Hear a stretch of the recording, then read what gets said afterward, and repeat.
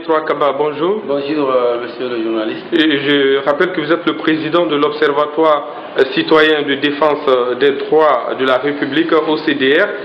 L'actualité politique reste dominée toujours par cette question concernant le point 2 de l'accord du 12 octobre 2016. Aujourd'hui, vous, avec tout ce qu'il y a comme imbroglio autour de cette procédure, tantôt on dit que le projet de code électoral est introduit, tantôt on dit il faut le ressortir pour l'amender. Quelle analyse, vous, déjà du côté de la société civile, faites-vous de cet imbroglio autour de ce code électoral?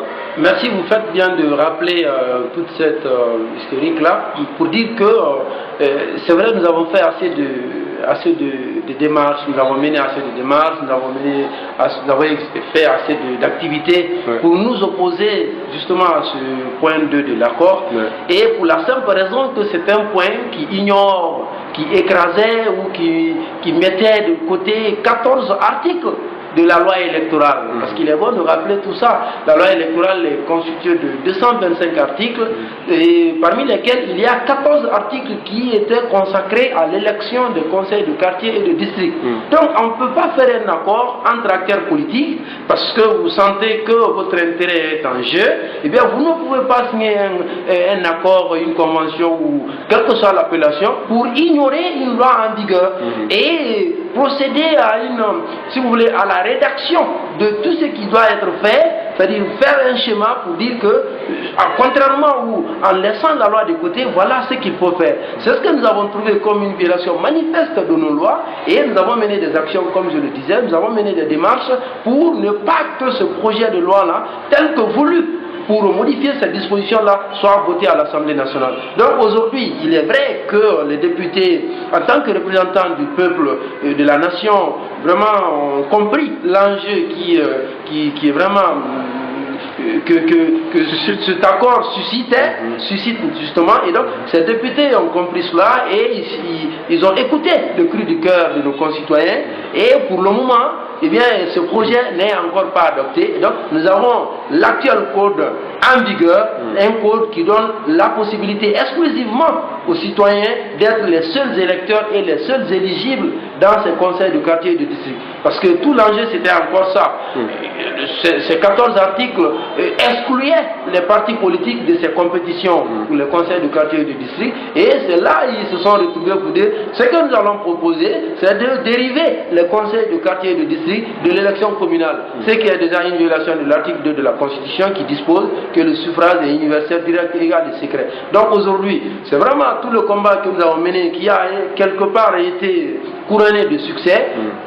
Nous ne croisons pas les bras, nous ne crions pas tout de suite victoire. Ouais, là il faut le dire parce qu'aujourd'hui on ne peut pas parler tout à fait de victoire parce que il n'est pas encore adopté comme vous l'avez dit, et on parle du mois de février justement pour revenir sur le sujet, et apparemment on a l'impression que le pouvoir est favorable à cette adoption. Est-ce que vous allez obtenir gain de cause? Non, nous n'allons pas. C'est ce que je disais. Nous continuons encore à mener des démarches. La première démarche, c'est auprès de nos concitoyens qu'ils comprennent ce qui est en train d'être fait, et parce que c'est leur avenir, leur devenir, la décentralisation qui leur donnait ce droit exclusif qui est en jeu. Et donc, la première démarche, c'est auprès de ces concitoyens-là. La deuxième, c'est auprès des députés. Nous avons fait des lobbying. Nous avons vraiment fait assez de contacts, nous avons mené assez de contacts pour expliquer aux députés les vrais enjeux de cette question-là. Alors, nous ne crions pas victoire. Pourquoi? Parce que notre combat, ce n'était pas pour faire échouer ce point 2 de l'accord. C'était plutôt la tenue des élections de conseil de quartier et de district. Nous avons eu ce taquet-là du CNT, le Conseil national de la transition, qui a quand même œuvré pour que nous ayons des élus à la base, des élus dans les quartiers et les districts. Donc, il ne faudrait pas qu'on accepte de faire un recul, parce que c'est un acquis qui devrait plutôt être consolidé que d'être remis en cause. Donc aujourd'hui, ce n'est pas une victoire parfaite pour nous, parce que nous allons continuer encore à mettre la pression pour que ces élections-là se tiennent, et c'est aujourd'hui vraiment la vraie question qui nous préoccupe, et nous comptons dans les prochains jours multiplier ces campagnes de sensibilisation, multiplier ces rencontres pour que nous ayons plus de force vraiment à contraindre, parce que ce ne serait pas du plein gré du pouvoir. Vous savez, on a toujours les moyens quand même pour ces priorités. Mais est-ce que ces élections pourraient se tenir au même moment que les communales, d'autant plus que la CENI met en avant un problème logistique, un problème financier? Vous savez, monsieur, ce qui crée le problème chez nous, c'est qu'on a toujours les moyens quand même pour ces priorités. On a connu combien d'élections? On a eu 2 élections présidentielles, 2010-2015, on a eu une élection législative. Maintenant qu'il faut organiser les élections locales pour lesquelles les citoyens peuvent se présenter, et là on pose tous les problèmes logistiques, tous les problèmes de moyens, tous les problèmes de ceci ou de cela. C'est parce que ce n'est pas une priorité.